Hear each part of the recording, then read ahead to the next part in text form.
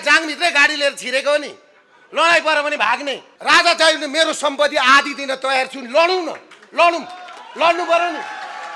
नलड्ने 1 रुपियाँ पैसा ननिकाल्ने पर्दाखेरि दुर्गा प्रसाद मात्रै गरेर थुनिनु पर्ने भोलिपल्ट बाटोमा कोही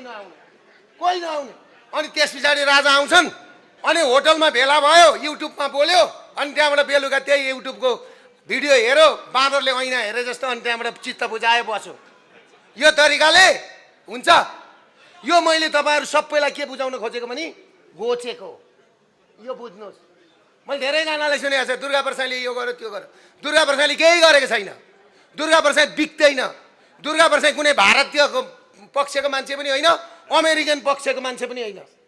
त्यसले गर्दाखेरि म तपाईहरुलाई एउटा कुरा के भन्छु भने अब मैले बाटो खोज्दै गएँ सबैजना भेला हुन भनौ कोही भेला हुँदैन लास्टमा गएर मैले के भने यो सरकार आइछ मलाई लगेर थुनिया छ लास्टमा गएर मलाई के भयो भनेदेखि एक दिन राति प्रधानमन्त्रीको फोन आयो पुलिस हिरासतमै अनि आइसकेपछि मलाई उहाँले के भन्नु भने दुर्गाजी तपाईका माग अहिलेसम्म अफिसियल भएनन् टेबलमा पुगेनन् बाटामा छरपष्ट भएका छन् तपाईका माग के हुन् हामी सुनिदिन्छौँ केपी सरकारले सुनेन प्रचण्ड सरकारले सुनेन भनेपछि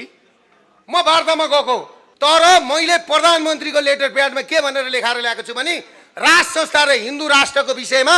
जनमत संग्रहमा जौसुम्बन भन्ने कुरा त लेखाए एउटा पद्धति त त्यो पनि होला नि हो त्यो पद्धति भएन उनीहरू मानेनन् भने आन्दोलन गर्न त कसैले रोकेको छैन आउन एकै ठाउँमा भेला हुँ कसको पृथ्वी पथमा जानुपर्ने हो कि पृथ्वी पथको लिडर को